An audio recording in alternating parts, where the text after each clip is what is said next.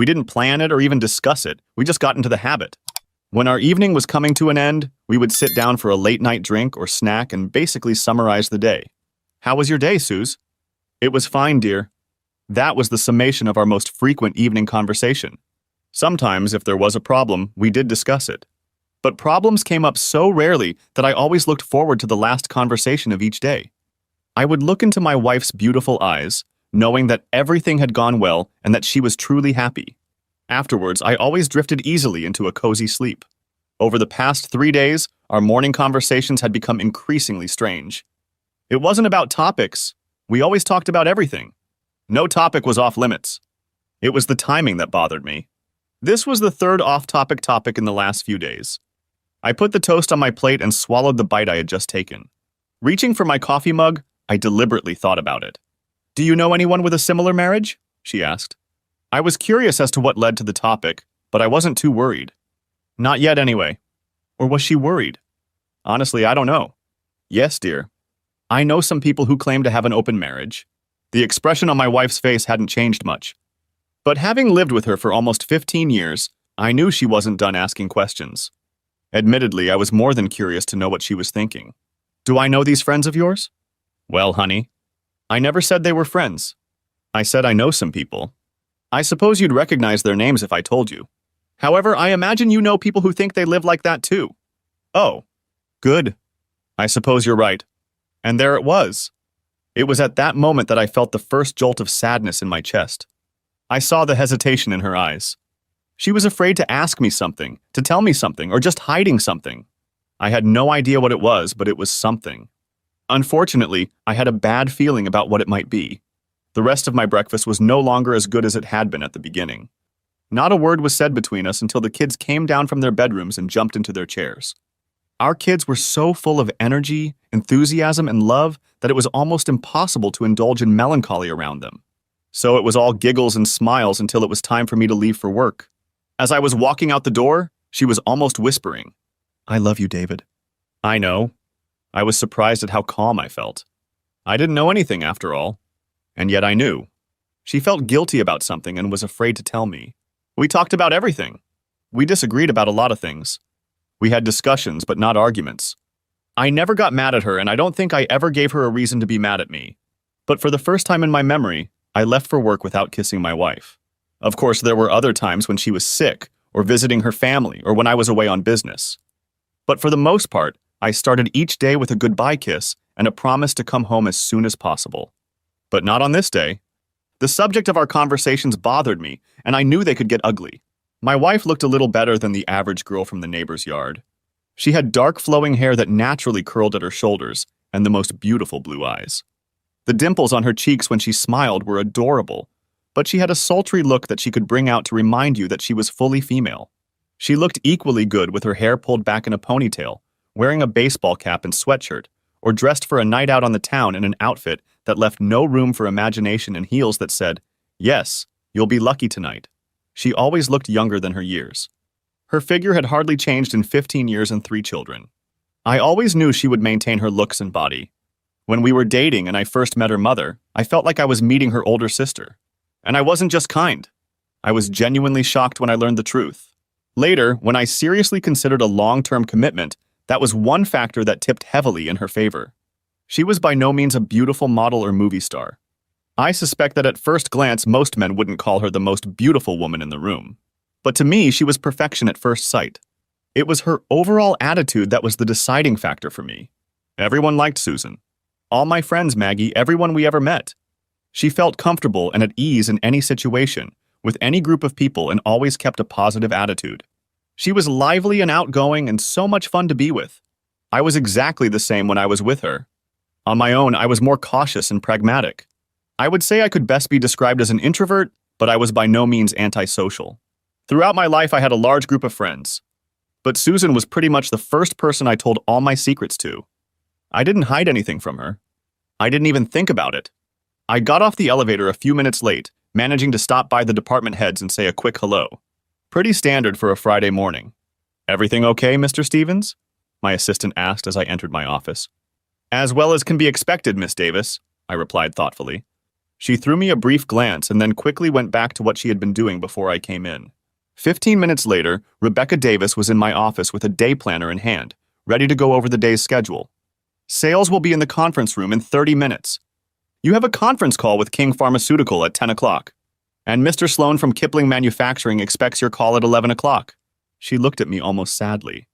Would you like to go over the schedule for the afternoon now, Mr. Stevens? I sighed, looking out my office window at the sprawling square below. Miss Davis and I were going over the afternoon schedule right after noon practice when we had lunch together in my office. For 10 years now, Miss Davis and I had eaten lunch together in my office. I clearly wasn't as good at hiding my thoughts as I thought I was. But then again, Miss Davis had always been invaluable in anticipating my every need.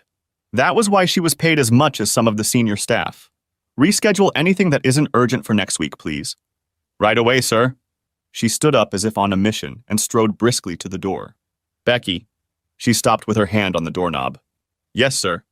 I need to see Maggie. First thing this afternoon. I'm sure if she hadn't been facing the door, the expression on her face would have matched the shocked sigh I heard. I'll take care of it, Mr. Stevens. She then quickly walked out the door, leaving me alone with my thoughts. Margaret Peterson was my closest friend. Our families lived across the street from each other. Since third grade, when her family moved into our neighborhood, she had been my study partner, my date to almost every school function, and even my date to the prom. She taught me to understand what loyalty and friendship are and, perhaps without realizing it herself, taught me to love unconditionally. In high school, I was gratuitously determined. Maggie was too. She wanted to be a lawyer. Our shared goal meant we had to get into great schools, graduating at the top of our class. She pushed me to be the best. I pushed her to pursue the great goals I knew she was capable of. I wasn't interested in any high school romances. Neither was Maggie. I didn't want her to be distracted from my goals. She wasn't interested in dating boys. But that didn't mean we didn't have fun. There were sports and drama and choir and student council and clubs and committees. We wanted to experience everything, and we did. The time that other kids spent on dates and parties, we spent on extracurricular activities. We had a blast. I was captain of the basketball team, student council president, salutatorian, and prom king. Maggie was valedictorian of the class, captain of the debate and soccer teams, and yearbook editor. I'm pretty sure she was the one who left her skateboard on the sidewalk at the foot of the steps I tripped over my freshman year. It was the day before our physical fitness test. A swollen ankle slowed me down enough that I got a B+ in freshman physical education, which I could have made up for in summer school, but didn't, and I was .02 short of Maggie's perfect 4.0 grade point average. But alas, I was never able to find any tangible evidence that I was right. Maggie never told me she was gay. She didn't have to.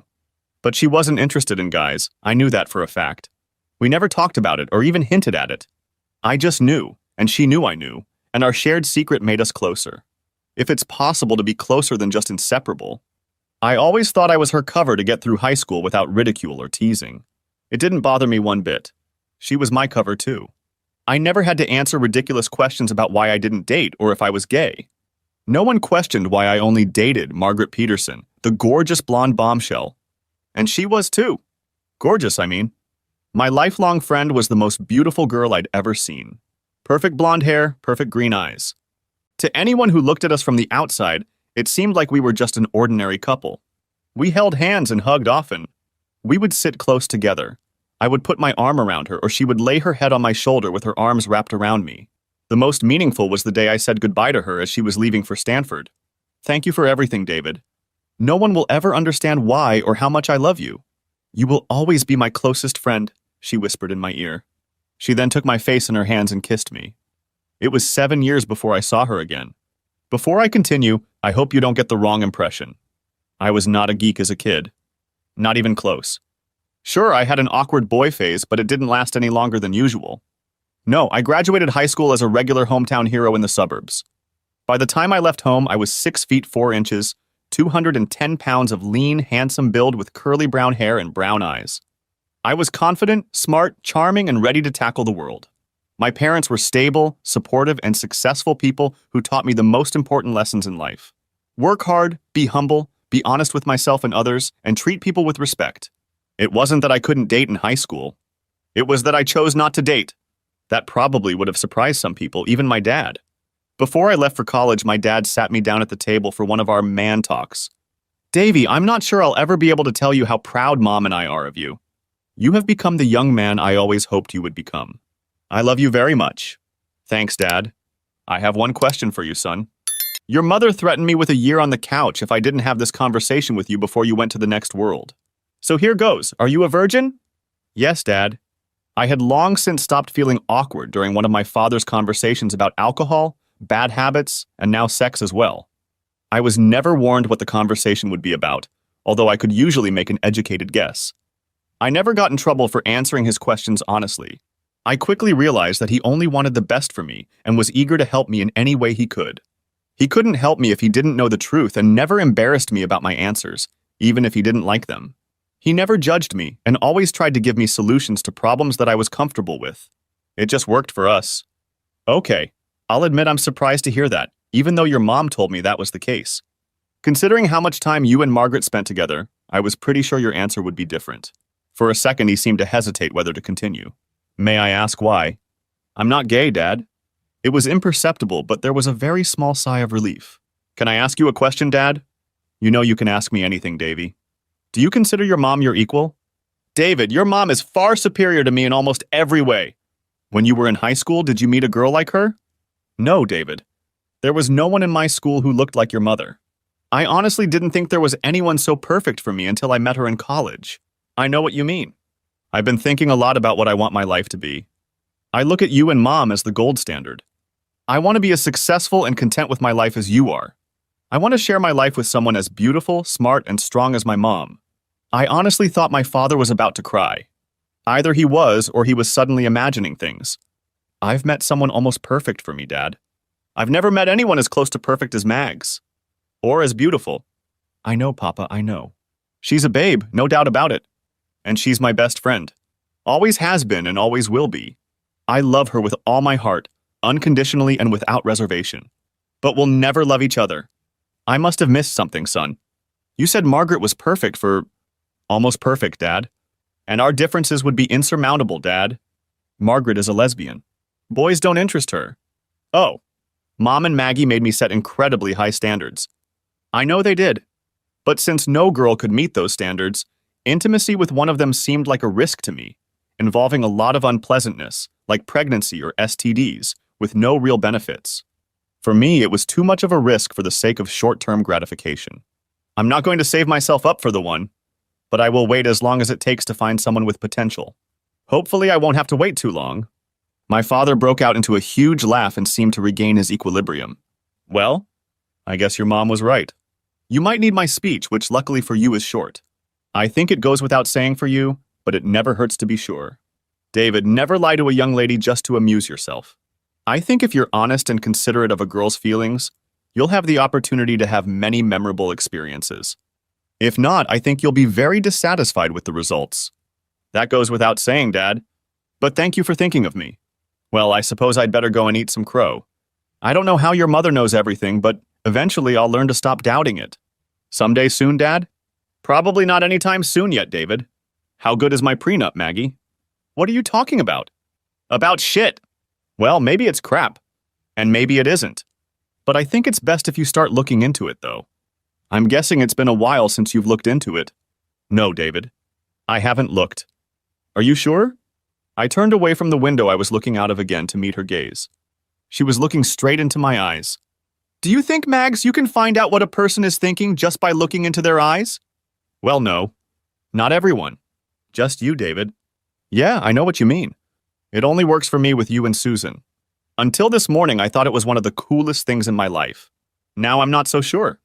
Maggie tilted her head slightly to look at him again. Did you start all this because you saw something in her eyes, David? Yes. Okay. College has turned out to be everything I expected, a few things I hoped for, and has taken my life in a completely different direction than I had planned. Maggie and I talked on the phone for at least an hour each week. For important events, I sent her a letter or card. Even at 2,600 miles away, she was my best friend. I loved it on the East Coast and quickly made new friends with different interests. I studied, had fun, and dove headfirst into college life. Yes, Harvard was the right fit for me. On the flip side, I could write an entire series about my adventures at Harvard. My virginity only lasted 2.5 weeks. In any case, there were plenty of women there with potential, and I began my search for a life partner almost immediately. Almost no weekend was without some special event, and I rarely attended an event without a date. One of my friends with benefits explained to me after our date at the Boston Fireworks Orchestra that I had developed quite a reputation. I was intrigued and wanted to know more. David, you make every woman feel unique and special. You never try to be something you're not. And you don't force women to be something they're not. And you're so damn good, she giggled. You want to spend a romantic evening with someone and be treated like a princess? Go to David's. You want to watch a soccer game and be treated like one of the guys? David is your man. I don't know what to say to that, Stacy. It's very flattering, but I think it was probably all more luck than skill. I'm not exactly a Casanova here. Oh, you have skills, David, she blushed. I just wanted you to know on behalf of the women's student body that you give us hope that not all handsome men are arrogant assholes. And that Mr. Perfect really does exist. Well, thank you, Stacy. It really boosts my ego. But you know I'm only interested in one woman's body right now. And that's exactly why, David, as soon as we get to my apartment, that pretty much sums up my college experience. Finding a willing partner was never a problem. I was forthright and honest with all of my companions. I never said unnecessary things or shared anyone's secrets. I treated women with respect, and so it seemed that I could do no wrong. My dream of becoming a lawyer turned out to be not so successful. I abandoned that dream, rather rudely, in favor of a new, more beautiful dream. Computers. I found that I preferred problem-solving to negotiation, coding to debate, and finding uses for the latest technology to almost anything. Admittedly, I was a bit obsessed with the new love of my life. Oh, the possibilities. So, after 4 years at Harvard, I said goodbye to my dream of Yale Law School and said hello to MIT and an MBA. It was a bit unusual for someone who came in with such limited real-world experience. Giving up my summer vacation for internships certainly went in my favor. I'd like to say that it was my academic reputation and interviewing skills that got me internships at 4 of Boston's largest employers.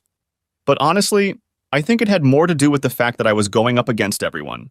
Hundreds of students were vying for the chance to be the next financial wonderkind, partner, or big shot. But it often felt like I was the only one who wanted the chance to learn how a company's IT department worked. By the time I graduated from Harvard with honors, my resume included a consulting firm, a hospital, a law firm, and a multinational bank.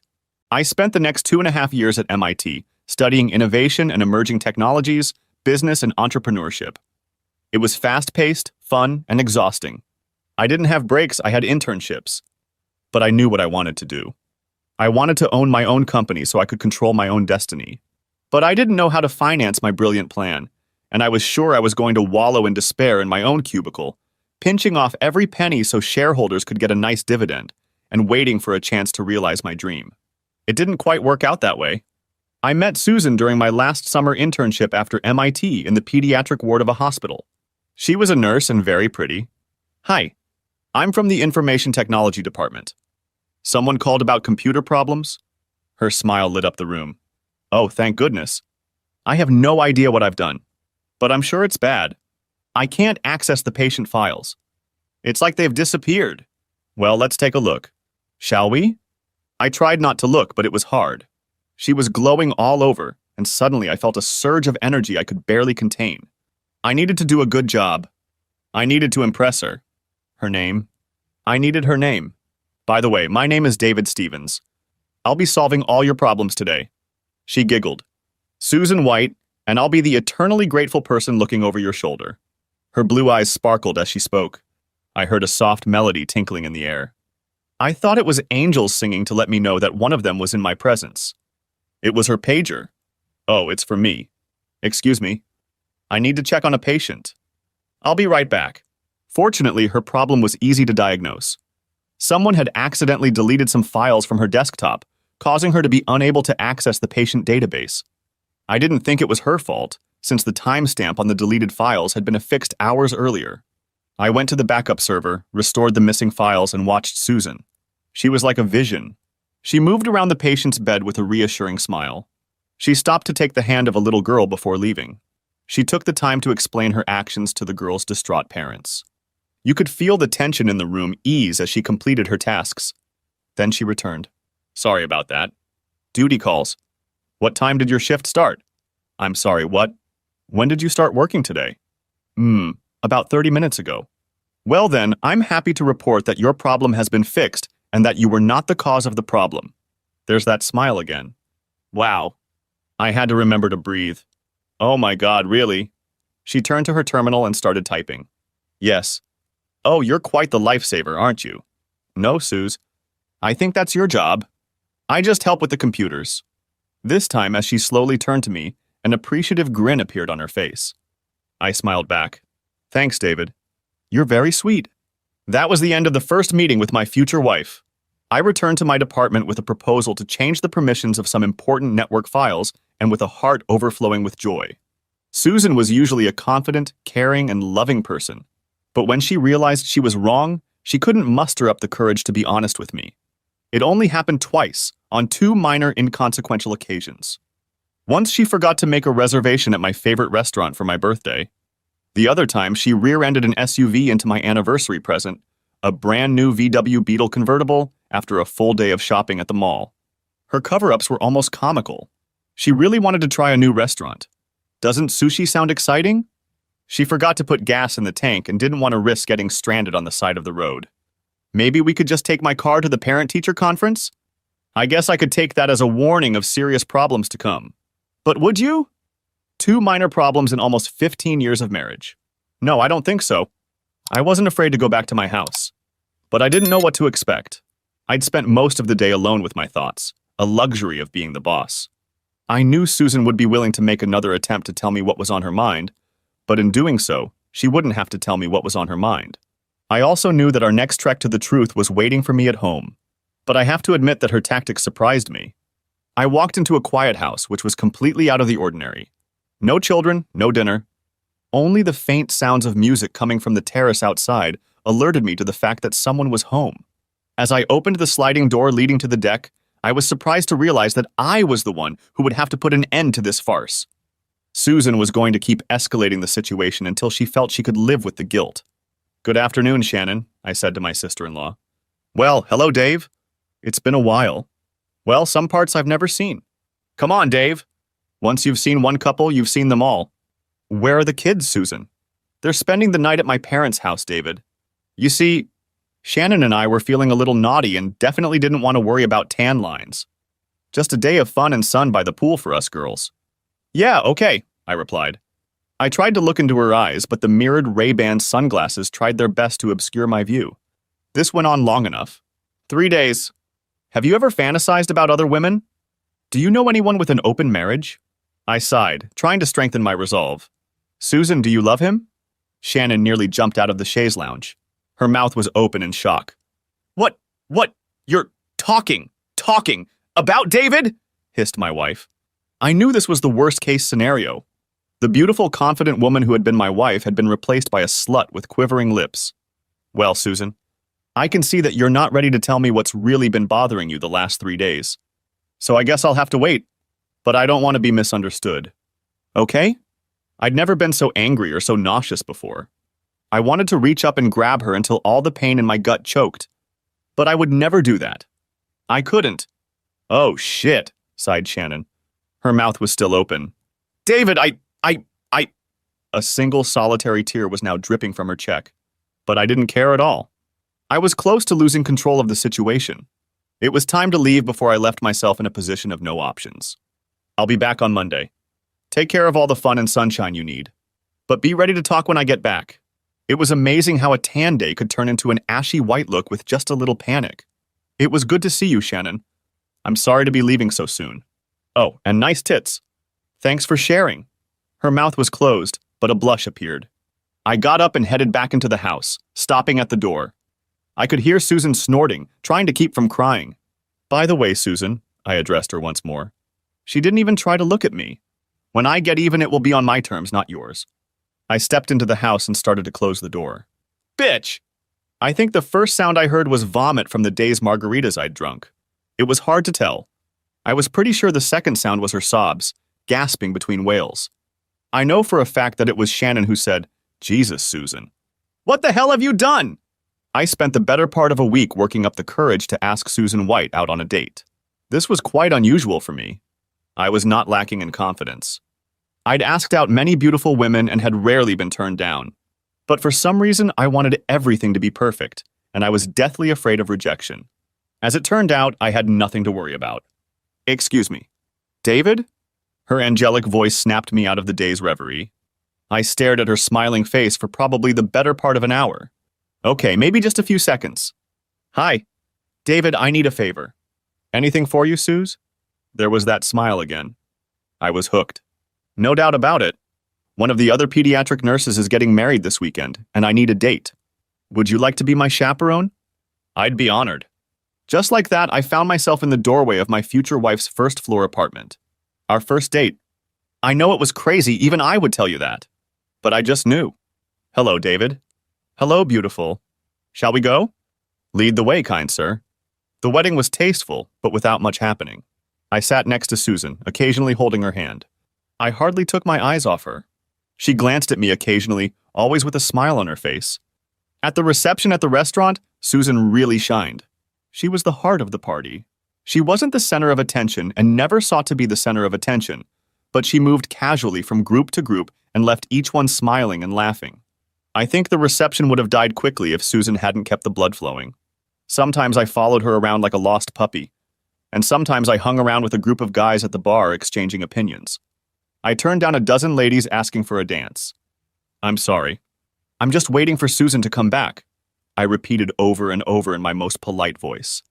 As the evening wore on and the dance floor filled up, Susan returned, smiling at me. I'm not sure I was prepared to defend my turf against so many ladies this evening, Mr. Stevens. What do you mean, Miss White?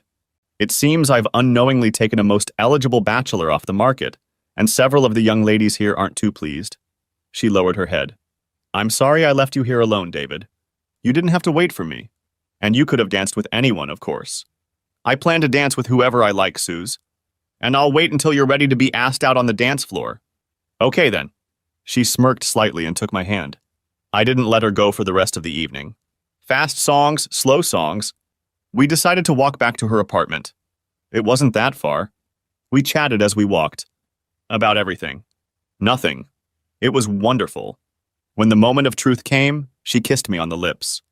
David, She looked like she was considering something, but was a little unsure. After an almost awkward moment, she calmed down and continued. David, I'd like to invite you inside because I know I don't want this evening to end. But I don't want you to get the wrong impression of me. I guess I'm struggling with my own thoughts right now. Can I say something? Of course. Good. I just want you to know that I'm fully prepared to defend my territory against any gentleman who calls, because I will definitely take you off the market for good. And if you invite me in, I promise to stop for just a brief moment of gratitude before I start making sure you never regret doing it. We had been dating nonstop for 3 months when my life changed forever. And not in the way I had hoped. From the airport, I went straight to the office. My flight from New York brought me to Chicago just before noon. I devoted the weekend to my favorite hobby, listening to rock bands from Poughkeepsie at various venues.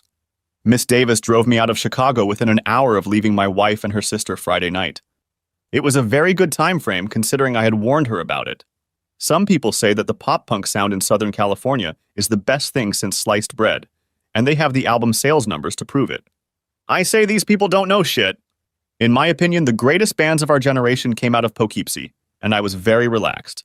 It wasn't quite like my college years, and I felt a little out of place as I was closer to 40 and not so close to 20. But I was there to listen to music, not to party. So the weekend lived up to its purpose. When I got to the office, Maggie was waiting for me at the conference table. Miss Davis had already ordered us lunch. Maggie was lovely as always. I was glad she was my friend. I was even happier that she was my lawyer. I had cheated on my dream a long time ago, but Maggie hadn't. She was the best of the best. Detailed, dedicated, and ruthless. Her firm handled all of our contracts, and she handled my cases personally. I don't want to be a weekend dad, Maggie. At the very least, I want to share custody of the kids. Straight to the point, eh, David? Well, Mags, you've had almost 72 hours, so I'm sure you know more than I do. Why don't you tell me? She looked at me for a long time before she spoke. It was a very short affair, David. Short enough to satisfy you, Maggie? There must have been something very interesting lying on the table that Maggie needed to study. Finally, she whispered. No, David. I know she's your friend, Maggie. I'm so sorry. Jesus, David. Why the hell do you care about my feelings? Because I love you, Mags. Always have. And I always will. She's such an idiot. She's not getting anything, David. What a stupid bitch. God, listen to me on my soapbox. I'm so sorry. Maggie? Yes, David? Who? It was the 3rd year of our marriage when we had our first serious argument that didn't involve a fight. Susan wanted to talk about something. As usual, she was calm and collected. Sitting across the table from me and sipping a glass of wine, she began, "You know I'd never be confused with a supermodel, don't you, David? Only to those who aren't looking at you through my eyes, Suze. I have no doubt that you are a supermodel." She blushed and smiled. My God, she was beautiful. I mean, David, I could never compete with the models and actresses that surround you every day. And frankly, I don't even want to try. I understood what this was all about. As my company's reputation began to take shape, I decided to make sure we took the most active role in supporting any worthy charitable organization in the community. And I don't just mean sponsorships and checks. I mean active participation and, most importantly, volunteer work. I encouraged our employees to get involved in the best way I knew how. I demanded more of myself than I demanded of anyone else. Susan and I spent almost all of our free time volunteering with literacy groups, child advocates, performing arts organizations, and almost every community event. Our volunteer work gave our company a prominent place in the community and allowed me to make acquaintances throughout Chicago and beyond. Our employees felt more connected to the community, and our clients were better informed about what they needed to be successful in our area. But most importantly for me, I was able to do what I love to do. Spending time with my Susan. I was able to share her with the world and let everyone know how lucky I really am. Every weekend was another opportunity for Susan and I to go on an adventure without leaving her newly hometown. But it had its downsides. The more we were out in the open, the more I got picked on. Even when Susan was around me, which she almost always was.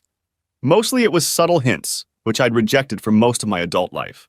But lately, many of the attempts could best be described as outright propositions. For example, one weekend, a hired model who had just stepped off the stage after presenting a deserving family with a check symbolizing free groceries for a year turned to me. She handed me her business card and said, "I think we would have an incredible night. Give me a call if you'd like to inquire. Your wife can even watch if you want."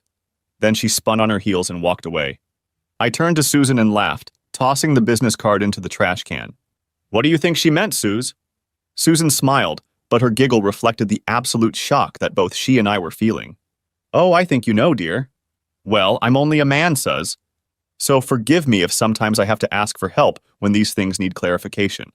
I put my arm around her shoulders and pulled her against me as we walked to the parking lot. I held her hand all the way home. "There's no rivalry, honey. There never will be. Everything I am is yours. Forever. David, I don't want to whine, but you should know how handsome you are. Jesus, Dave. You attract girls like hell. And damn it, I'm me. Don't you ever feel like you've settled down?" "No, honey." The thought never crossed my mind. "David, I know I'm being a bitch, but make me understand. Make me believe you. Please." "It would be my pleasure, sweetheart. Suze, I've been looking for you for years. From the minute I left home after school until the day I met you, I was on a mission. To find the person who would make me as happy as my mom was to my dad. It was one of the last things he and I seriously talked about, right after he was about to ask me if I was gay. I had to chuckle at that memory. I wanted a woman who would be my partner. Someone smart, funny, and beautiful. I wanted a woman who would make me become a better person. And I stopped looking the day I met you. From the very first moment I saw you, I knew you were the one. No one before you I've ever felt this way about, and certainly no one since I met you. Suze, you're perfect for me. I adore absolutely everything about you." I paused briefly to gently kiss the back of her hand. "I know it must be a little uncomfortable for you to see the way some women act around me. And I'm not going to belittle you and say I don't get proposed to every day, because I do. But it might be helpful for you to know what I think about every day. I'd really like to know, David. Every day I wake up and look over to make sure you're still by my side. And when I see your face for the first time in my life, I say a prayer, thanking God for bringing you into my life and asking Him to guide me to make each day of your life better than the last. And then I go out into the real world, following my most important and only ironclad rule, to be totally committed to you. Every action I take, every decision I make must meet one simple threshold. Would Susan be proud of me? I'm no saint, Suze, and certainly not a monk. I appreciate beautiful women as much as any other bastard. But I know one thing. I've never liked any woman the way I like you. As my father used to say, I guess it goes without saying for you, but it never hurts to be sure. Suze, I can make you this promise on my parents' graves. I will never cheat on you or do anything to embarrass you or make you ashamed of me. Never. And someday, when you give me children, I promise to treat them with the same love, devotion, and respect that I have for you. It's the only way to live that I know, Suze. That goes without saying, David. Her eyes were burning now. I had been watching them throughout my little speech. Her sparkling blue eyes changed from concerned, touched, loving to fiery, a sure sign that I was about to get lucky. Such fire in her eyes I'd never seen before, but I liked it. I'm not sure if it happened that very first time or if our first child was conceived one of a dozen other times. Maggie was the one who called me. She was in her first year of practice in Chicago. David, you need to come home. I miss you too, Maggie, but I wasn't planning on coming home until Christmas. It's been almost 7 years, Mags. It'll be a few more months. It's today, David. You have to come home. Today. She seemed to be on the verge of tears. Maggie, what's wrong? Oh, David. I'm so sorry. She was definitely crying now. Whatever it is, Maggie. I'll take care of it. You tell me what's wrong and I'll fix it. Anything at all. No secrets, no worries, Maggie. Oh, David. I love you. Very much. But that's not my problem, honey. She was silent for a long moment. David, your mom and dad died in a car accident last night. What? Mags, I think I misunderstood. They're gone, David. I'm so sorry. From that moment on, I became a zombie. Susan told me later that I didn't utter a word for almost 2 hours. And then I just mumbled, I'm going home. In a panic, she dialed a number on caller ID and spoke to Maggie, whom she had never seen. She then helped me pack and drove me to the airport. She said she didn't think I would make it to the gate on my own, so she waited for me at the security checkpoint for an hour after my plane was scheduled to depart to make sure I didn't leave the terminal. I don't remember much about that day, but I do remember seeing Maggie for the first time in 7 years. She was still a gorgeous woman. I was sad that this was how we had to be reunited, but at the same time I was relieved that I wasn't alone. Our first hug near baggage claim lasted a few minutes. Maggie later told me that she held me until I stopped crying. The next 4 days passed like a blur. It seemed like I signed 1,000 documents. I met with representatives from the funeral home, the cemetery, insurance agents, hospital staff, police, and lawyers. Oh, lawyers. I was never so sure that Maggie had chosen the right career path, and I was grateful that I had chosen a different path. Maggie fiercely defended my interests. Apparently, my interests had expanded greatly. I always knew my mom and dad had money, but we never talked about it. I never asked for much. I never wanted my own car. I was too busy to spend a lot of money, but my parents always paid for the occasional trip to the movies or a concert. On Sunday mornings after church, I cleaned the offices of my dad's accounting firm to make a little extra money, though I never used it. During the summer, I stuffed envelopes, made copies, and ran various errands for his firm. My spring break coincided with my father's busiest time at the office. I always had a lot of work to do. By the time I graduated from high school, I had worked for my father part-time for almost 6 years and had never spent a dime. I never needed it. But it came in handy during my 4 years at Harvard. Along with summer internships, I always had enough money for expenses to keep any college student happy. And I was happy. Another clue would have to be my parents' habits. Every year we took 2 fantastic family vacations. One during Christmas vacation and one the week before school started. The Great Barrier Reef, almost every country in Europe, New York, Los Angeles, and of course Disneyland when I was a kid. I traveled the world with my parents, but never gave much thought to the expense. Finally, we never needed anything. If the family decided we needed something, we discussed the options, looked for the best available solution, and made the purchase. My family life was simple and predictable, so major purchases were rare. I just never knew. But now it all became clear to me. My father owned his own firm and was apparently a very good accountant. And my parents were rich. Unfortunately, this meant that I was now loaded beyond measure. I asked God if I gave it all away, would he allow my parents to come home? He never answered. My parents were buried on Thursday. There is nothing more I can say about it. After the funeral, I was mentally and physically exhausted. I needed a break. Maggie, can you take care of the rest for me? I can and I will, David. One last question. Are you planning to get married anytime soon? Yes, Mags. I think I do. Does it matter? Good for you, David. I hope she's as special as you are.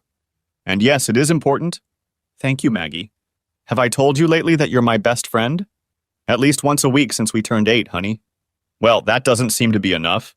I love you, Mags. I love you too, David. The house seemed cold. It was completely quiet again, probably only the third or fourth time since we had moved in. I loved this house. It was the only house I had ever truly known. But walking into the house was almost creepy. Almost like the day I found out my parents were dead, only worse. The main floor looked like it hadn't been used in days. It was dark and felt empty. I almost missed it as I started up the stairs. Susan was sitting quietly on the couch looking at our family portrait hanging over the fireplace. The picture had been taken 2 years earlier, and if I could brag for a minute, we looked good. My son took after my example, and the twins looked like their mother. It was such a fun day. Taking pictures at the park. Hi, Susan. Hi, honey. Where are the kids? Still with my parents, David. Susan looked like warmed over death. She had huge bags under her eyes. Her cheeks were puffy and red. It looked like her hair hadn't been brushed in days and her makeup had been long forgotten. She was dressed in my Harvard sweatshirt and MIT pajama pants. They almost swallowed her whole. Are you ready to talk to me, Susan? I think so. Good then. You have one chance, Susan. I really do. All of it. No secrets. No excuses. I know, David. I have no excuses anyway. David, I cheated on you. It seemed to be unemotional to her. She barely moved. The expression on her face didn't change. She just looked saddened. Deep sadness. Probably everything she cried out wasn't just a facial expression. At least she didn't hide it. Maybe at least there was hope in that. How long? It's been 2 weeks, David. You were in Las Vegas for the convention. The steering committee was finalizing the last plans for the groundbreaking of the new shelter. We finished late one night and went over to Great Street for dinner. I knew I shouldn't drink wine, but that didn't stop me. I knew that when everyone left, I should have gotten myself a cab. I was making all the wrong decisions. Did you bring him into the house, Susan? God, no, David. He got a hotel room. And where were the kids? With my parents. I called and asked if they could stay when I realized I shouldn't drive. Well, that's already good. Yeah, I know, she sighed. So, was he better than me? She finally moved, wrinkling her nose at my question. Okay, David, okay. That's enough. I get it. My life is ruined because I let Mike Thomas give me the worst day of my life. I stared at her for a while. She was emotional now, flustered. Even beautiful now that the colors had returned to her face. But I had my own answer. Perhaps she deserved another chance. Is that it, Susan? Yes, David. I'm sorry. Perhaps there was no hope. Okay, Susan. Okay? Yeah, fine. Nothing left but the details. David, I'm so sorry. It will never happen again. I'll do anything to make it up to you. She was beginning to ramble. Don't worry about it. Wait, what? I said don't worry about it, Susan. I'll stay away from the house for the rest of the week. I'll let the kids know where I am if they need anything. I'll be back on Saturday. I got up to look at the portrait again and smiled. This was such a good day. Oh, David. That's wonderful, honey. It will be so nice to have you home. I've missed you. By the way, I'm also going to get tested for STDs. You should probably figure that out too. Big Mike being a sodomizer and all. Jesus, David. I'm really, really sorry. I wasn't thinking. I was already heading for the door when I remembered some other things she needed to know. Oh, well, I've always been more inclined toward the big picture. Those damn details always get in the way. Yes, Susan. I know. Anyway, Maggie will be in touch. The accounts are frozen, but she'll make sure you have enough money to get where you're going. What do you mean going? Where am I going? Well, I don't know, Susan. All I know is that Maggie said she'll have you out of the house by Friday. And where you're going is probably one of those decisions you're so good at making. No, no, no, no. Susan. I wasn't sure she was listening to me anymore. But she stopped yelling long enough to look at me. If you want Mike to help you move, have him get Jason Smith to help. Since you don't remember, have him tell you what he was doing while Big Mike was giving you a terrible day. No, David, no. Please wait. It wasn't my fault. Please, oh God, I'm going to throw up. I don't know if she ended up throwing up. I didn't stick around to find out. But as I was closing the door, things didn't look good. The restaurant was a pretty romantic setting. It was much quieter than it had been on our first date. But then again, there weren't 60 drunk wedding guests here in the midst of the celebration. The DJ lights and sound system had been replaced with candles and a jazz pianist. But Susan remained the same, radiating beauty and grace wherever she went. Dinner was a relaxed affair, but I was very nervous. I couldn't find an easy way to start, so I got straight to the point. Suze, I think I should go into my father's business. I've given it a lot of thought, and although it's an accounting firm now, I think it could be turned into the company I've dreamed of. The current clientele would provide a steady income while we diversify, and we can leverage our current client relationships to add a new line of services. I had a hard time figuring out what I had done wrong. I always wanted Susan's opinion on the big decisions that were affecting our lives. Of course, we had only been together for 6 months and there weren't many important decisions. But after talking to her, I turned down the hospital's offer of a full-time job in favor of a new position at the bank. After another conversation between us, I gave up my apartment lease and moved in with Susan. But she looked devastated.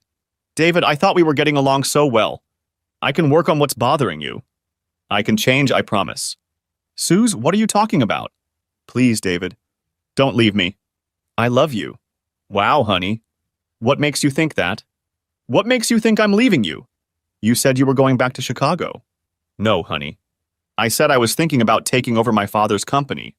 I wanted to get your opinion.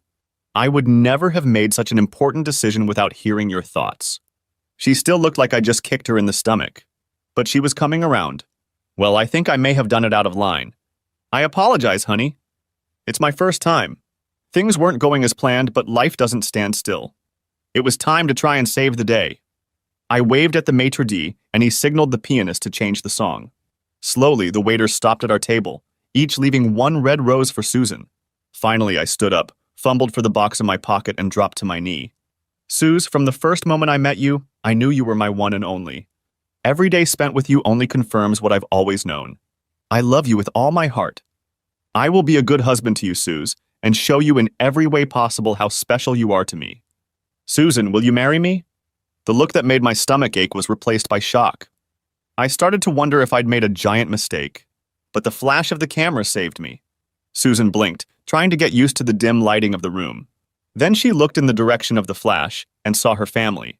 Her dad, mom, and sister standing, peering out from behind a low partition, trying to get a better look at her.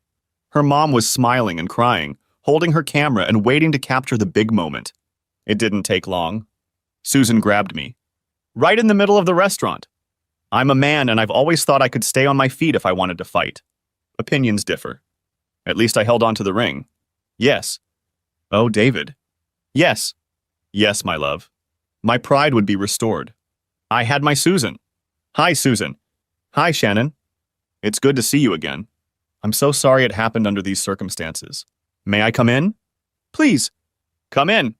Come in, the sister said as she let Maggie through the door. May I have a moment alone with Susan, please?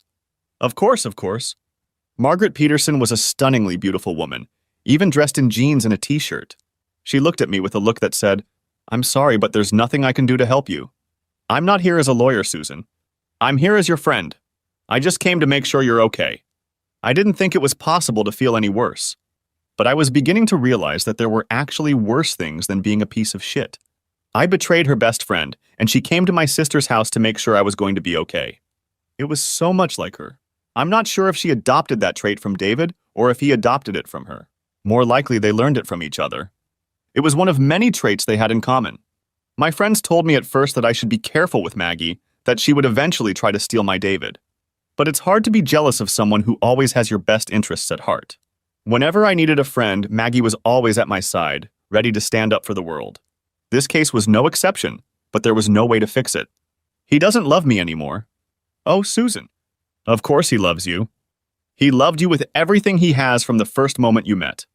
You can't just turn that off. Well, he'll never forgive me. Not after what I did. Oh, silly woman. Of course he'll forgive you. I'm pretty sure he's already forgiven. I'm just as sure of his forgiveness as I am that you didn't tell him everything. I had to smile. She knew him better than anyone. And she knew me too. He would forgive me. She was right. Susan, he will forgive you. But he'll never forget. I know, Maggie. I know. She hugged me while I cried. Long, into the night, without judgment. It's going to get better, honey. It's going to be okay. My first introduction to feminine wiles came shortly after the proposal. Apparently, behind the scenes, they started planning a wedding about 2 months into our relationship. Susan, her mom, sister, and a few friends had been given secret missions and had been in attack mode for quite some time. Less than 2 months after my proposal, the time had come.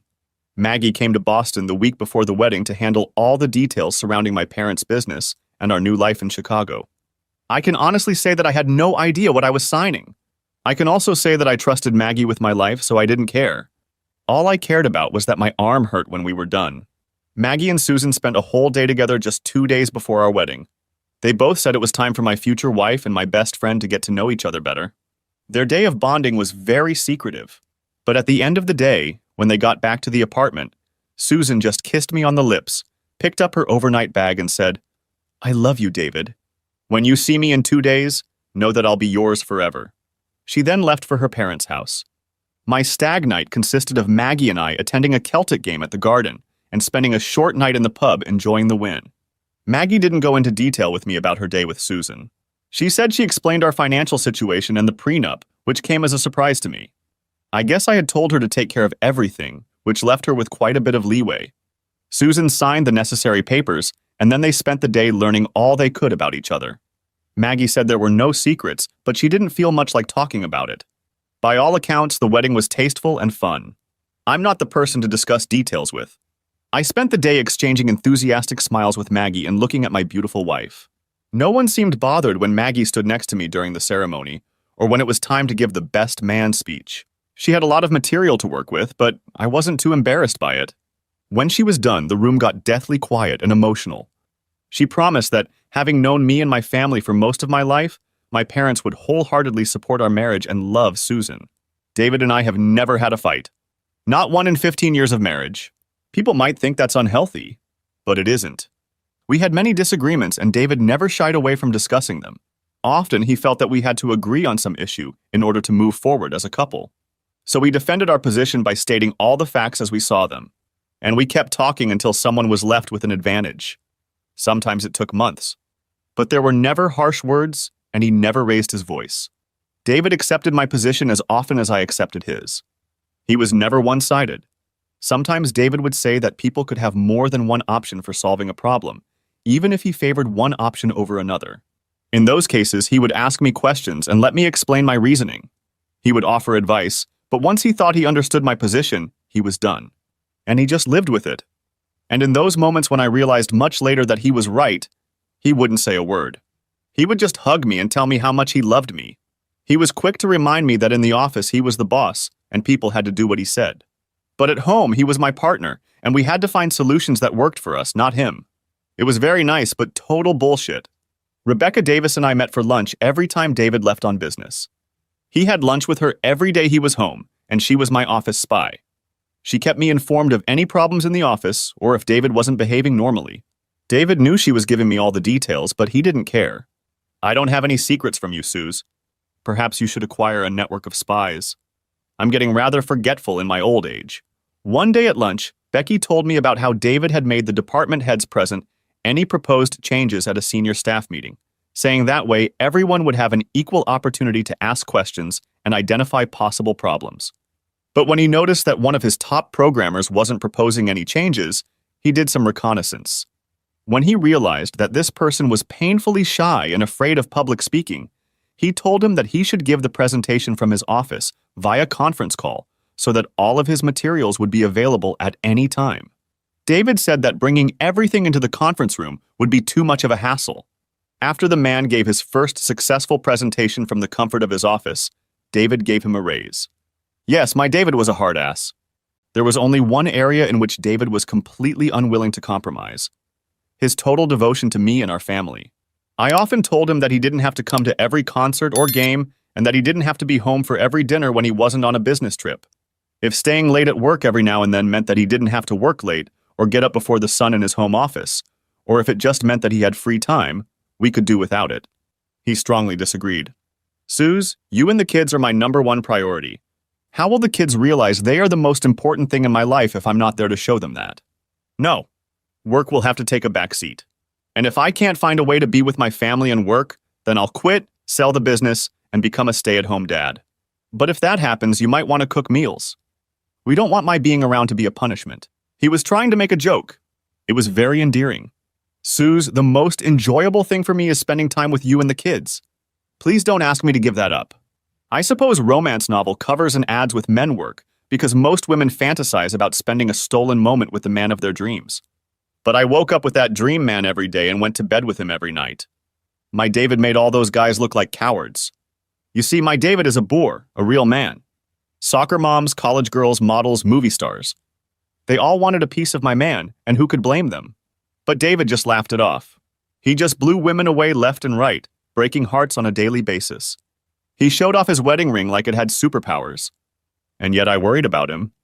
Not often, but enough. I hated traveling for business. When the kids were little, we could travel as a family. It was like little mini vacations throughout the year. I tried to start my day as early as possible, briefing before meetings at breakfast, scheduling presentations and meetings before noon, and moving client dinners to lunches. Susan spent her mornings with the kids at the hotel, swimming or watching movies. I tried my best to be home early in the morning. Then we would head out to explore the host city for the rest of the day. Things didn't always go according to plan. Sometimes the meetings dragged on, sometimes there were more serious problems. But mostly it was a great way to be together as a family. When Michael started school, our family mini vacations were limited to summers and vacations. As the kids got older and had their own interests and activities, mini vacations became a cherished memory. I found a compromise. Shorter trips, longer days, stacking meetings and clients one after the other. It meant my staff would have to work harder, longer, and prepare to meet with multiple clients at the same time. But when I explained the reasons, they seemed to understand. And those who had families of their own appreciated the compacted schedule. Booking travel and appointments became a logistical nightmare, but Miss Davis was my savior. I followed the itinerary she always drew up for me, down to the last detail, and I rarely had a problem. She kept track of flight schedules, weather and traffic, made any necessary changes to the dual itinerary, and 99% of the time I ended up wherever I needed to be, and most importantly, home, on time. When webcams became available on most laptops, we made them part of our standard configuration, and I started having in-room dining more often. When the webcam was on at home and mine was in the hotel room, it worked out that I spent evenings at home. We could do homework, play games, and have dinner together. It almost made traveling alone bearable. Best of all, I could pour myself a drink, chat with Susan, and wait for my favorite words. "How was your day, Suze?" "It was fine, dear." "Dave, please forgive her and let her come home." Admittedly, I wasn't surprised that all of Susan's family and friends were putting full pressure on me. "You're a good sister, Shannon. Susan would be so grateful if she knew you were here protecting her." "What would it take, Dave?" "She'll do anything you ask." "I know she will." "I'm sure she will, Shannon. But it will be an impossible task, so I won't insult her with requests." Shannon wasn't going to give up. But she was trying to find some hope in a field of lost hopes. "Jesus, Dave. One time. One mistake. Please, please, please let her come home." "It wasn't one time, Shannon." "What?" "She wasn't honest with me, so I'm not surprised she didn't tell you everything either." "But it doesn't matter. Once would have been enough.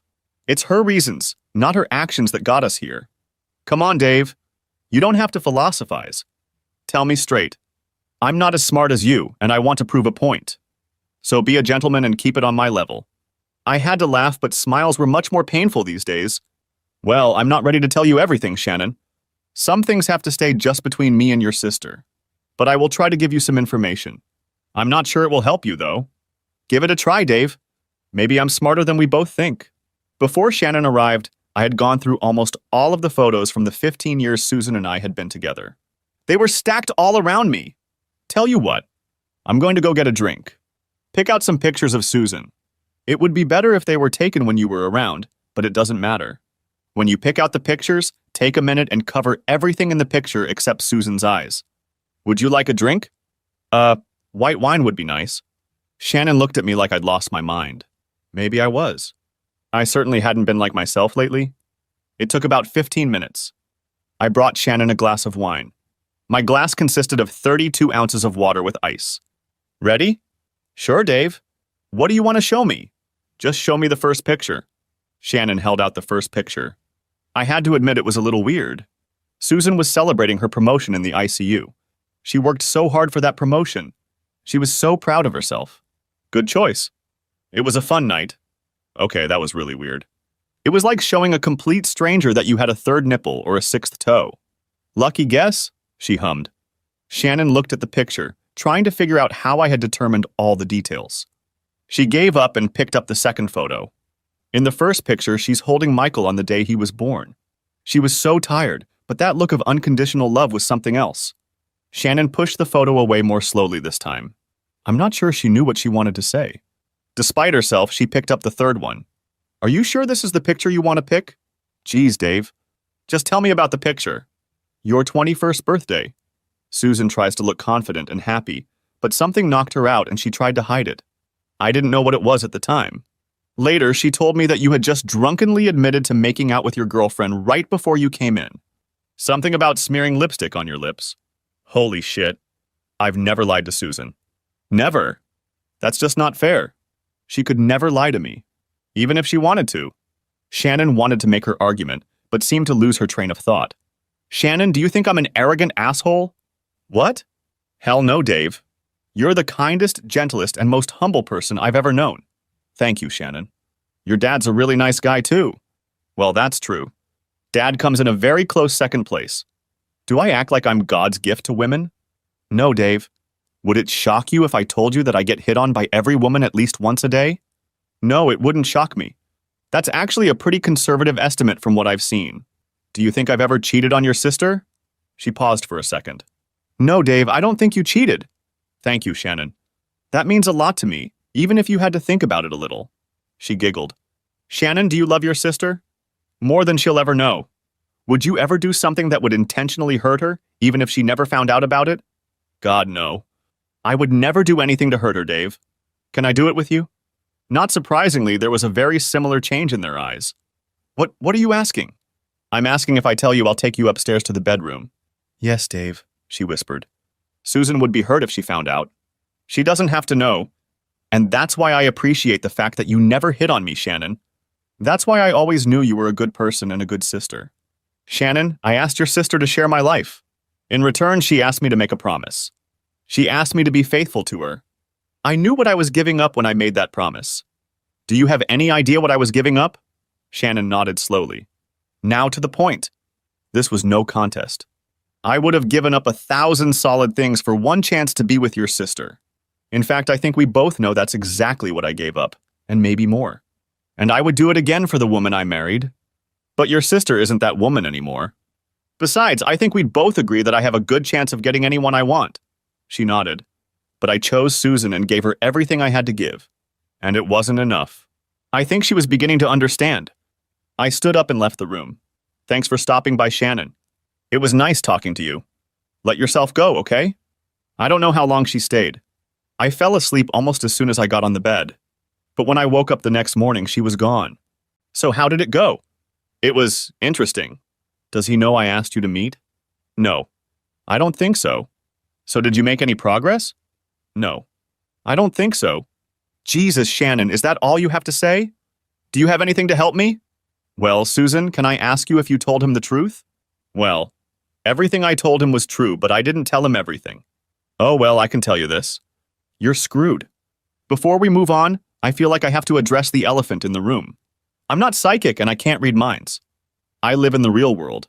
And while my company has worked with some very interesting technology, it's not science fiction. I haven't tried to develop special abilities that allow me to know what Susan is thinking or feeling.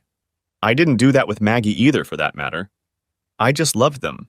That love made me hypersensitive to their feelings. I have a fantastic memory. I mean, I can't tell you what page 26 is in my high school yearbook, but important things, like what my 2 favorite women participated in, I remember every single one of them. Every look, every feeling. After spending a very short time with each of them, I created a small database in my head of every facial reaction, and more importantly, their eyes. Hell, I always looked into their eyes when they were around me. So memorizing an event, their reaction to it, and the expression in their eyes was easy. Sometimes I didn't know all the details, but they could be recalled later. I would just add them to my list. After decades of knowing Maggie and 15 years with Susan, there were no surprises. I just knew, at a glance. It wasn't superhuman or anything like that, but it was something special. Maggie told me that counseling was the best option, which admittedly surprised me somewhat. During our first meeting with Susan and her attorney, I thought Maggie was adamantly opposed to counseling. She made several valid arguments for why I shouldn't go along with it. She said I would win nothing and lose everything. Emotions have no place in the practice of law, David. Emotional decisions are almost always bad decisions. Susan is distraught. She wants you back. Her lawyer is trying to give her client what she wants, not what she needs. We have no proof, David. No video, no photos, no receipts. Only very good guesses based on hearsay. I saw it in her eyes won't hold up in court. If we're going to enforce the infidelity clause in your prenup, we need proof. During your counseling sessions, Susan is going to provide us with that evidence. And since medical records, including marriage counseling records, can easily be sealed by the court, Susan will be protected. I can't do anything about the rumor mill, but all of her dirty laundry must not become public knowledge. So, as you can see, counseling will do you good, David. 2 things, Mags. Remind me never to get in your face, and thank you for taking care of Susan when I can't. When I first took over my father's firm, the staff treated me with a healthy amount of skepticism. I didn't blame them. I had an education, but I didn't have anywhere near the real-world experience that was needed for a project of this magnitude. When I spent the first 3 months learning how my father's office was now run, the staff was mostly positive. When I handed out a detailed plan of my proposed operational changes and gave everyone a month to voice their opinions, things improved. And when I spent the next 2 months analyzing that feedback with senior staff, seriously considering all of their suggestions and implementing those that were innovative, I won the room. Over the next 6 months, as I laid out my 10-year plan and vision for transforming the company from an accounting firm to a full-fledged consulting firm specializing in information management, the employees were enthusiastic, engaged, and working their butts off. Everyone was enthusiastic except Jason Smith, the head of the audit division. In the first 6 months on the job, my initial assessment of Jason Smith had not changed. He was a brilliant tax accountant and a huge asshole. The next 6 months confirmed my fears. Jason was willing to defend his turf at any cost, even at the expense of corporate progress. Heading up the tax audit department, Jason was the big man on campus and my father's right-hand man. Now, however, being responsible for only a small part, 1/3 of the entire portfolio, he was at a loss. He didn't have the necessary skills to lead larger projects, and frankly, he was barely staying afloat. Dealing with his stalling tactics was easy enough. Accounting was still our base. So I left him to run his little kingdom. As his colleagues were promoted in other areas of the business, he just stayed on the sidelines. After a year, he was no longer involved in any way in our company's transformation, and I never dealt with him as part of my day-to-day operations. A year after that, I forgot he existed at all. When Susan called his name almost 10 years later, saying he was one of my employees and a new volunteer for one of the charities she was involved with, I didn't recognize his name. Miss Davis had to look him up in the company directory. Later that week, I stopped by his office to thank him for donating his time to the charity and helping to support our company's partnership with the community. I still didn't remember who he was. It wasn't until our company picnic that I remembered. Jason came over to talk to Susan while we were refueling our guns for the annual interdivisional water battle. He just said hello, made small talk, and left. He got my attention well after the water fight was over. He and another large man, large, round, not tall, were talking to one of our freshman interns. I didn't remember her name. At first, she seemed to enjoy this casual flirting, but when Jason started getting closer and touching her hands, she seemed a little nervous. I asked Miss Davis who the intern was and, armed with her name, made my way through the crowd to where the trio was standing. I will say this. Jason Smith was a good-looking guy. Rumor had it that he was doing fitness modeling to get a part-time job in college. I had no doubt the rumors were true. He definitely looked the part. Stop thinking about me like that. I don't. God, you're just like my dad. Hey, Jason. It's good to see you. Who's your friend? I asked, pointing to the man standing next to him. Hello, Mr. Stevens. This is my friend Big Mike. Mike Thomas. Nice to meet you, Mike. I hope you enjoyed the picnic. Say, Molly, if now is a good time, can we talk to my wife about the children's literacy group you asked me about earlier? Now is as good a time as any, Mr. Stevens. Lead the way.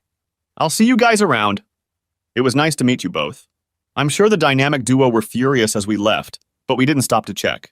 Once we were out of sight, ending up on the other side of the carnival tent, I stopped and held out my hand. David Stevens, Miss Stewart. It's a pleasure to meet you. Please, Mr. Stevens, this is Molly, and believe me, it's a pleasure. Thank you for that. No problem, Molly. Do you have a way home? Yes, sir, I do. But if it's not too much trouble, I'd like to talk to your wife about this literacy program. I know that volunteering is high on the company's list of priorities. Well, I'm sure she's around here somewhere.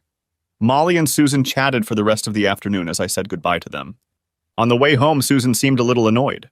Molly is a very nice woman, but a bit young for you, don't you think? Well, you know me, I always want something new. She didn't laugh. Anyway, I just got her out of an uncomfortable situation. Speaking of which, do you work closely with Jason Smith on any of your charities?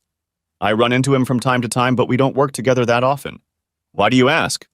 I just have a bad feeling about this guy, Suze. Nothing concrete. Oh, David, that's a little too much paranoia, don't you think? Maybe. She seemed to want to say something else. Honestly, I have no idea what she would have actually said. But in retrospect, I thought that was the moment our marriage was doomed. Did she want to pop the question to me? Did she need reassurance? I love my life, but sometimes I wish she would have told me everything on her mind. But she left it at that, and I'll never know. Amanda Skinner was an interesting woman. She looked like she could have been at home in the woods somewhere, squatting quietly for days on end, hoping to peek at the mating habits of squirrels. But she had a doctorate in psychology and was a certified marriage and family therapist with 20 years of experience. According to Maggie, she was the best. As much as I appreciated Maggie's legal maneuvers, I also understood that she really wanted the counseling to work. She wanted me along with Susan.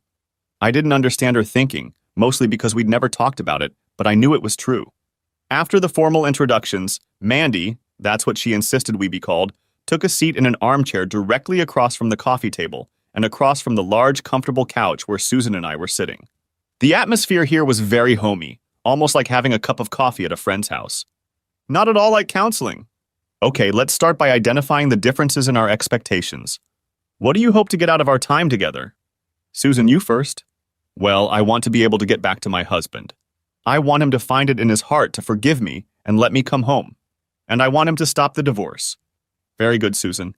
David? I want Susan to feel that she's been given every opportunity to change my mind so that she doesn't feel like she's left something in the locker room. I want her to get to the point where she can accept what's going to happen. And I want to move on with my life. Interesting choice, David. Okay, what do each of you consider to be the biggest problem in your marriage? Susan? I cheated on David. It's all my fault. Susan sounded like she was about to cry, but somehow it didn't bother me. Okay. David? Honesty. Okay. Thank you. I see no reason why we shouldn't see what progress we can make by meeting together. It may be necessary to meet with you separately at some point, but I think that for now, joint sessions will do just fine. Can we meet every week at this time? That time suits me just fine, Mandy, Susan stated. Whatever you say, Doc. I had already formed my opinion of Dr. Skinner. She wasn't going to listen to me. She was looking at Susan intently, but she seemed to already know everything she needed to know about me. Since my presence was not necessary, I thought that imposing courtesies for voluntary counseling was too much. I prefer Mandy or Dr. Skinner if necessary, David. Of course, Doc. I'll see you next week. With those words, I walked out the door. To my face, everyone was telling me that I was handling the situation so well. Behind my back, they were saying that I was moving forward so fast that I must have a little business on the side. The truth is, no matter how hard you try, you can't control the rumor mill. But like so many other evenings lately, I was going home to cry. I knew it, and I'm not at all ashamed to share it with you. Being in the same room with Susan was very hard, mostly because I wanted to hug her and take her home with me. A little bit because I wanted to kill her and hide her body. I might have lost my mind if I didn't have kids. They were very upset, but as I comforted them, I remembered all the good things about Susan. Why can't Mommy come home, Daddy? She loves you so much, Daddy. She's always crying. Ever heard the phrase, wrap it around your little finger? In my case, it's 2 little fingers. Fingers attached to my beautiful twin daughters. Twins who were strikingly similar to the woman who owned my heart. What did she do, Daddy? That was it. My boy. Straight to the point. Well, he's his father's son. That young man will stay between me and your mother. It had to be something bad, Dad. Luke Finch said his father told him his mother was a crazy bitch when she moved out of his house. We know how to spell bitch, Mikey. We're not stupid, I heard in the stereo. It always amazed me how synchronized they were. We've had enough of the language, guys. Michael, if you ever hear someone say a rude word about your mother, I can promise you it won't be from me. And they better not say it if I'm within earshot. Guys, I know this is hard for you to understand. But sometimes moms and dads find out they can't live together anymore. But that doesn't mean your mom loves you any less. It doesn't mean I love you any less. And it doesn't mean we won't always be a family. It just means we're going to have to work really hard to work out different logistics. What logistics, Daddy? The kind where you can see Mommy or me anytime you want, angels. They were all very sad. It was hard for them to accept, but they were kind enough to keep it to themselves. I know what's bothering you, David. This was the fourth counseling session, and it was getting a little tiring. We were no closer to Susan accepting what was about to happen. She was still denying everything. I was beginning to worry about her. The longer this dragged on, the bigger the blow it became. I knew she could no longer be my wife, but the children needed a mother. Michael would soon be a teenager, and the twins had just celebrated their 11th birthdays. Susan's recovery was going to take some time. There was no way I could handle raising 3 teenagers alone. I needed Susan's help. We had to become co-parents. However, the focus of our counseling sessions was me and my ability to forgive. I just couldn't grasp the concept. David, when an abused spouse learns the full details of their partner's infidelity, it can be a huge blow to their ego. Your feelings of inadequacy are completely understandable. Your anger at Susan is understandable.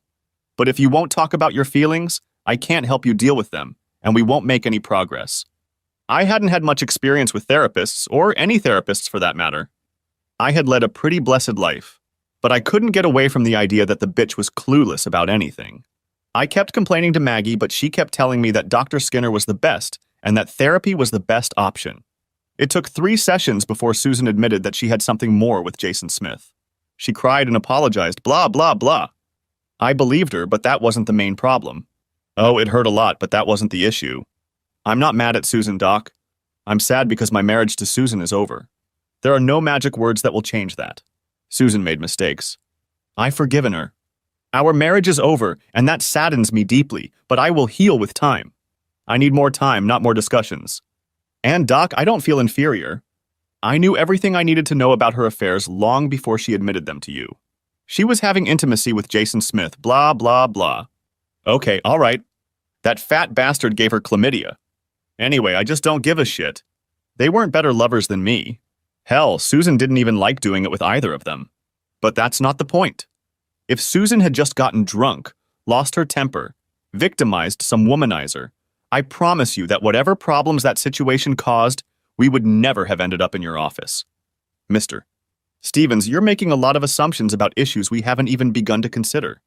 I approve of your attempt to cover your pain with false bravado, but you can't know how Susan feels about her affair with Mr. Smith. Last week, she barely acknowledged its existence, and our session time is over. We haven't even begun to discuss these topics. Yes, I know how she feels. How? Susan told me. The room exploded with indignation. I needed a moment of quiet to gather my thoughts. I didn't tell you any such thing, David. Mr. Stevens, please. This isn't helping. I tried to put my hands up in the air to calm the ladies down. At that moment, they caught my eye and I pointed to an item on the doctor's bookshelf. Doc, what are those headphones for? They're sound-absorbing headphones. I use them to work with children who have behavioral problems. I use them to better assess the child's response to visual stimuli. Excellent. Doc, can we agree that we're not making any progress? We're not making progress, Mr. Stevens. That's for sure. Okay, fine. I'll offer you a deal. For the next 10 minutes, we do therapy my way. Then I'll have 5 minutes to explain my actions. After that, I'll do whatever you say. Answer any questions you have for however many sessions it takes. Deal? That's a very unusual request. But I don't see anything wrong with breaking this logjam any way we can. Fine. For the next 10 minutes, you may speak to Susan on any topic you wish. I will monitor your discussion and use headphones so I can't hear what you're talking about. All I ask is that you keep your pen up when you change the subject. That will help me keep track of what's going on. And Susan, if you could keep your mouth hidden behind the magazine when you speak, that would be helpful. I don't want to be accused of reading lips. Okay, let's get started. And I began to observe. For 10 minutes in silence. And I was sad. This was the end. At the end of 10 minutes, I got a condescending look from Dr. Skinner and a confused look from my soon-to-be ex-wife. You have the floor, Mr. Stevens. Okay, the first subject is me. She loves me. She's happy in our marriage. She wants to stay married. The second theme is the children. Unconditional love for Michael and the twins. A mother's love is amazing, don't you think? The third theme, I have no idea, but whatever it was, she told you the truth. By the way, what was it? I asked her who she thought would win the presidential election. I see. We don't talk politics much. It's not very interesting. Anyway, she said there's no way the American voters would elect a corrupt ex-Chicago city manager as president. Unfortunately, I said she told you the truth. Not that she was right. God help us all. To say both women were shocked is an understatement. Perhaps outright disbelief? Stunned silence for sure. So, topic 4. She lied. And theme 5. She desperately wants to believe it's true, because admitting the truth would be devastating. There were still tears in Susan's eyes, but she tried to hold herself together. Doc sat with his mouth open. No, don't. No way. Not my type. Susan, I've never lied to you. Never. I've always told you that you've always deserved 100% honesty from me. That it would be unfair not to tell you the truth, and that you would get it, even if I knew the truth would hurt your feelings. And I told you that you would have no reason to lie to me, that I love you unconditionally, and that the truth would help us find a solution to any problem much faster. And I promised that I would help you find that solution no matter what. The car. I'm sorry. What? The day of the PTA meeting. I wrecked my car. It was your present and I felt bad. I didn't want to tell you I wrecked the car. I wanted us to take your car so I could have more time. I rehearsed my excuses for 30 minutes, but no sooner had I started explaining, you were already giggling. You knew and weren't paying attention before I even opened my mouth. That's why you were laughing. Yes, Susan. Yes, Susan. I'm really sorry about that. I should have told you that you couldn't lie to me. But you never lied anyway, so I didn't pay much attention to it. Shannon was right. I'm totally screwed, she whispered. Susan, how did a Big Mike convince you to do that? He didn't. What does Jason have? Videos, pictures? He has video. All 3 minutes of it. And why did you panic and try to find a way to get me to cheat on you? Rebecca Davis saw me leaving the hotel.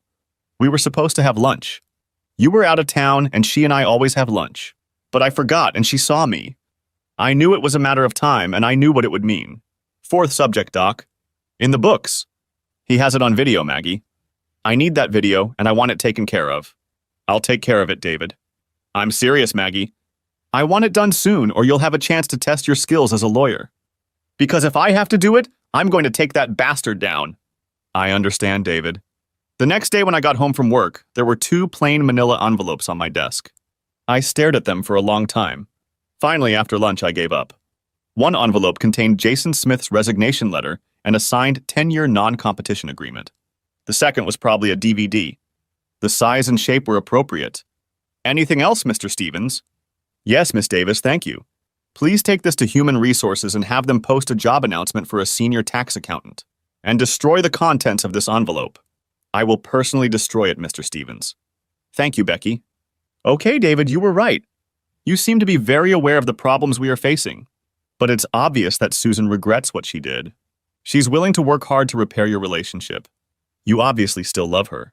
She is clearly completely and utterly in love with you. There's a lot to build off of.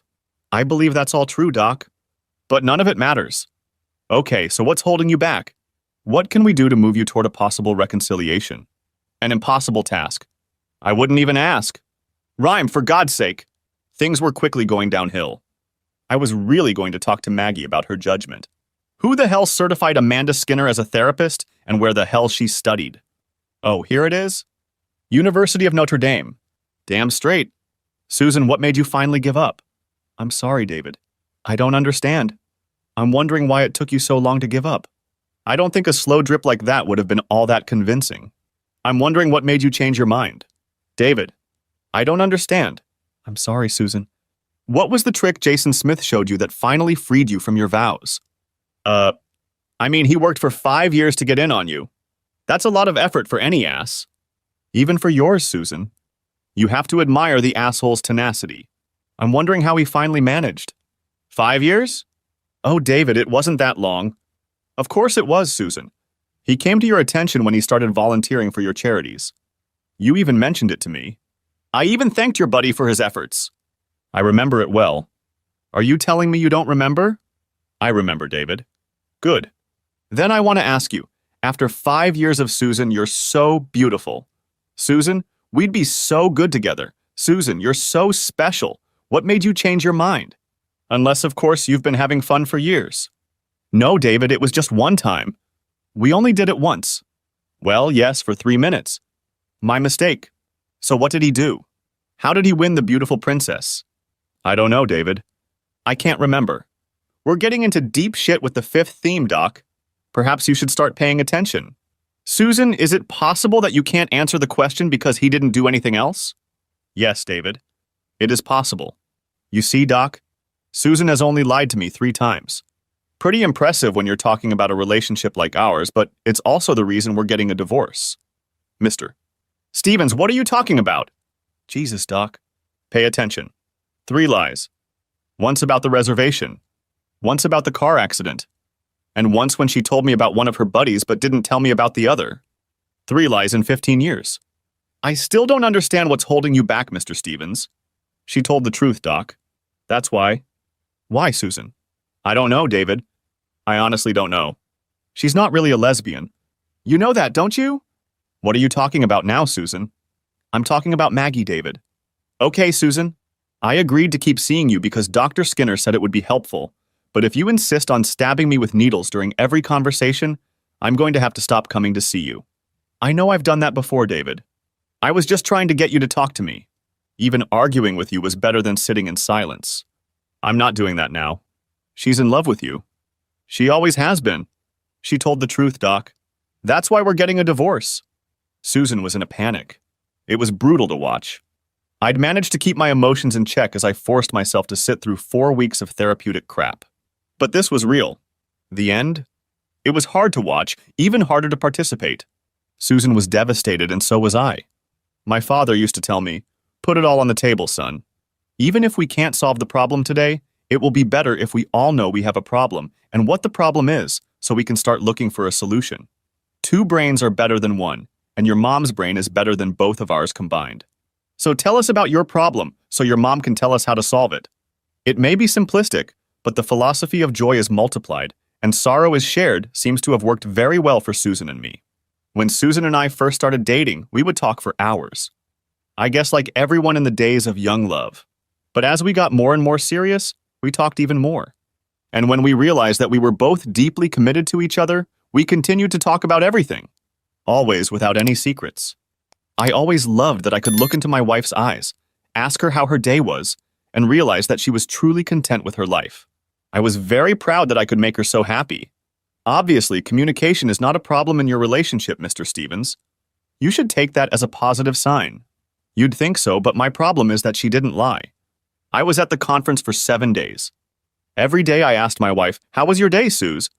And every day she answered, "It was fine, dear." Tears were running down Susan's cheeks, and there was a strange expression in her eyes. Every day, I saw her eyes. She was telling the truth. Even the day she had 3 minutes of fun with Jason Smith, whatever that day was. Even that day, everything was okay. There was no worry, no remorse. She didn't worry about it. She didn't care. She cheated on me with another man, and she didn't care. I can live with a lot of things, Doc. But I won't live with a wife who decided it was okay to cheat on me. I won't live with a woman who thinks it's okay. No real man wants to be married to a whore. Well, maybe some do, but I don't. Since I knew the end was near, I was prepared for the worst, I thought. Screaming, pleading, and crying, that's for sure. But I wasn't prepared for catatonia. It was a little unnerving. Dr. Skinner seemed calm, but watched Susan's reaction carefully. After a moment, she stood up, took my hand, and led me to the door. Thank you, David. I think that's all for today. Now I understand why Maggie referred you and your wife to me. You shouldn't worry too much about her. I will take very good care of Susan. Thank you, Dr. Skinner. I would appreciate it if you would let me know if there is anything I can do to help. Susan is the mother of my children and will always be very important to me. I will, David. I think it's time for you to go. I'm not really a self-righteous asshole. I know it may seem that way, but I'm really not. From the moment I met Susan, everything I did was for us. It was easy for me to keep myself honest. I was working for a higher power, for Susan and her love. Over the past few weeks, I've been studying one topic.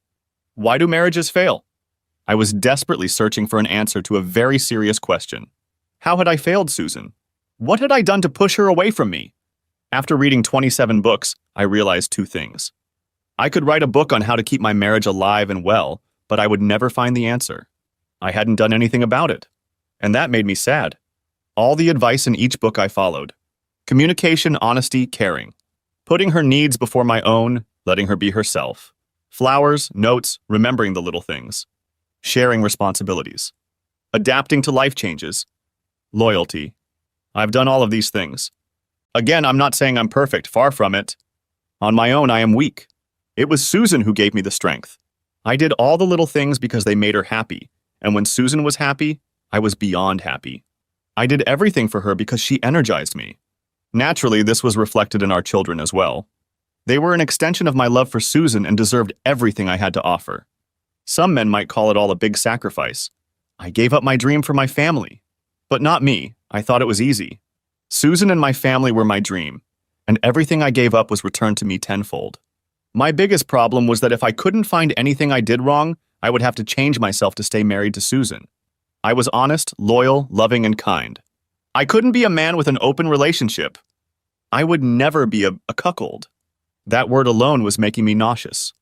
I desperately needed to find out how I had failed so I could make peace with my wife, to forgive myself for my failure, forgive her for hers, and move on together. My current depressed lifestyle was based on the realization that I would never find that failure. Another thing that bothered me was that all my memories of the last 5 years together were tainted. It's amazing how things that seem so innocent when your eyes are full of love can seem so insidious when you look at them through the lens of resentment, anger, and betrayal. Susan and I did a lot of walking, dancing, going to parties and the like. Things that never bothered me before were now eating me up inside. Times when she may have danced a little too closely with another man. The smiles, the laughter, the touching of another's hand. I'd never cared about flirting before. It was a harmless amusement. But now I wondered if my indifference to these things had cost my marriage. Was I my own worst enemy? It was Maggie who nearly forced me to continue counseling. You have to fight with all your might, David. You have to try to make things work. When you've tried absolutely everything, then and only then can you give up. That's the way it has to be. You can't live with yourself if you don't, she said. I reluctantly agreed. I stayed close by while Dr. Skinner worked with Susan, trying to deal with her depression and come to terms with the state our marriage was in. From time to time, Susan and I visited each other. We maintained a friendly relationship, talking about children, family, and friends. We never talked about ourselves. At first, it seemed like Susan was talking to pick a fight with me. I know she was upset. Heck, so was I. But my frustration was expressed in short answers and silence, and she didn't like it. The divorce proceedings continued, but were postponed until a final decision was made, until Maggie was satisfied that I had done everything I could. Maggie and I talked after each counseling session. She listened to me complain that I was fed up with everything and wanted it to be over. No, not today, David. You're not ready yet. And so I found myself back in Dr. Skinner's office talking about reconciliation and forgiveness. Jesus, Susan, give me something to work with. Why did you do this? Why? For God's sake, give me a reason. I was on the verge of a breakdown. It was almost too much. Everything was too perfect, David. I couldn't go on. What? I couldn't live up to the standard. I'm a human being. I have flaws. I am a woman. I have temptations. Dr. Skinner was silent. She was going to leave it at that. It was clear to me that things had been settled between them for a long time. This was going to lead me to a denouement, and not one I wanted. Well, knowing what I know now, knowing what it would cost, I would never have done it. But at the time, I didn't think about it. I was caught up in the excitement of what I thought I was going to get. Not a miserable reality, but the results can't dampen my intentions. I'll never understand why or how you did it. Hell, I'd sleep with half the women who hit on you. And I don't play on that team. But you never played, did you? And because I was with you, men hit on me. What kind of woman would I have to be to keep a man like you? I had to be crazy good in bed, right? Some kind of special. You were special. I could barely speak through my tears. Kind of like a whore. At first it was nice, then it was draining. And then, well, who knows? I just gave up. All my friends thought you were too good to be true. From the very first time we met. It's only gotten worse over the years. My husband, a piece of shit, has got himself a little business on the side, and he's not half as good as David. He's rich, Susan. He's just very secretive. No man could stand to have so many women throwing themselves at him and not give up. I did it for you. Oh, I know that. I realized it the moment you confronted me. You can't pretend to be that devastated. I realized in that moment that you really never cheated on me, never lied to me. You were angry. Very angry, and that kind of pain only comes with real betrayal. Dr. Skinner showed me that. I don't know what to say. You don't have to say anything, darling. I cheated on you. I chose this. I wasn't satisfied. I'm not happy with the results, but it was my decision. Dr. Skinner spoke for the first time. We have to be accountable for our decisions and the consequences of our actions. The walls were closing in. It was getting hard to breathe. It's not your fault, David. Not directly. It was my mistake, my obsession, my lack of faith. It's all right. You can forget about it now. I'll understand. I needed to move. Susan, Dr. Skinner, I have to go now. I'm really sorry about this. I can't stay. Goodbye, Susan. And I walked out the door and into my new life. Alone. That was really good, Susan. I'm proud of you. I know it's been difficult. But by fully accepting our responsibilities, we have laid a foundation on which to build. It will be easier next time. He's upset, but now we can move forward. He's not coming back, Dr. Skinner. That's all there is to it. Don't give up hope, Susan. We've come this far. No, I haven't lost hope. Only in David. She'll help him now. She loves him. He won't come back. She warned me not to hurt him. She said she would help me. And she did. But he's not coming back. Who? Maggie. She's in love with you. She always has been. What in God's name are you talking about now? Just don't drive me away, David. She'll still love you now. But we have children. We'll always be connected. I know I can't have you and I won't try to get you back. But please don't shut me out. I can't live like this. I can't. I didn't want to relive the last session. I didn't want to talk about it. Luckily, I didn't have to. She just looked at me. Okay, David. It's over now.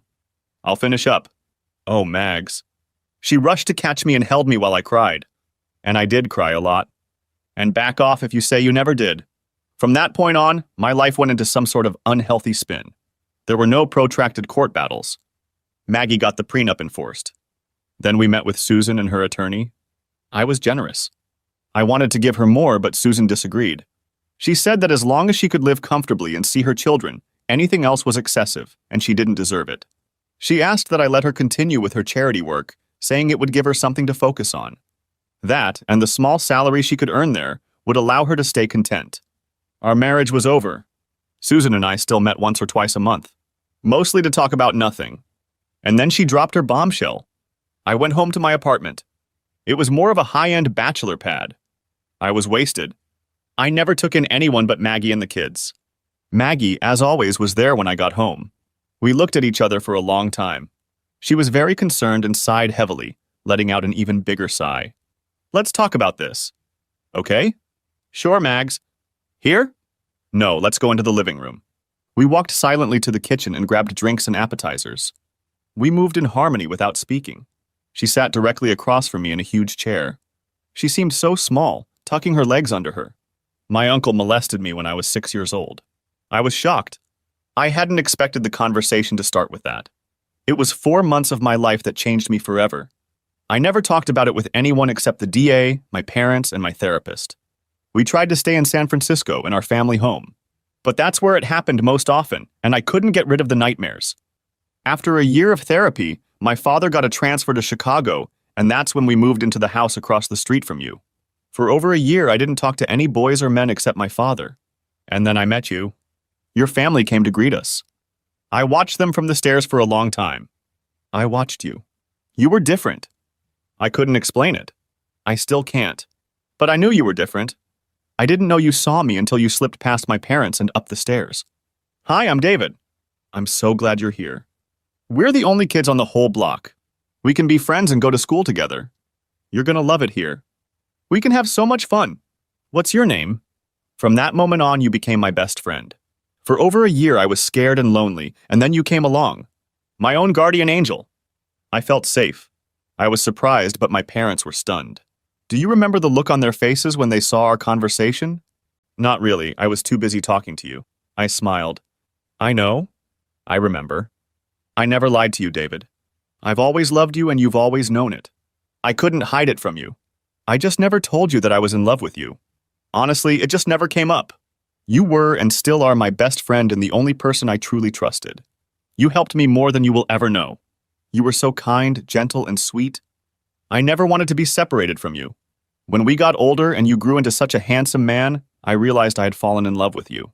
But I had too many unresolved issues. Besides, you weren't interested in other girls. So I never worried about that.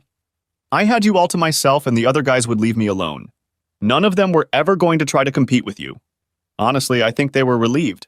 You were always with me, so the other girls were looking for someone else. And that made the guys happy. I never told you I was gay. What I said was true. I'm not interested in dating guys. Well, with other guys anyway. I just never corrected your thinking. I can't have kids, David. My uncle took care of that. I know you better than anyone, and I knew you wanted to have a family, especially after your parents died. I couldn't be the one to keep you from your dream. When you found Susan, I knew you were in love, and I was so happy for you. I would never do anything to come between you. Never. I told Susan before your wedding that I was in love with you. I also told her that she never had to worry about me and that I would help her keep you no matter what. But I also told her that if she ever hurt you and you were never together again, I would take my shot. I would wait forever without a single regret. She paused. She told you about me, didn't she? Yes, just this afternoon. I was stunned. I recognized it. Margaret Peterson was my best friend. Always had been and always would be. She loved me and I always knew it. I had always loved her and she knew it. I would do anything for her and she would do the same for me. She was breathtakingly beautiful. She waited silently for me to realize my dream. Now I have children. She fought all my attempts to end the marriage until I was convinced it could never be repaired. I accepted the divorce. She wanted me and I wanted her.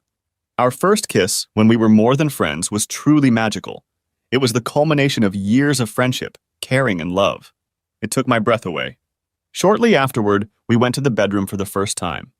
That night will always be special to me. Since it was the first time for Maggie, it was as traumatic as it was loving. That's all I can say about it.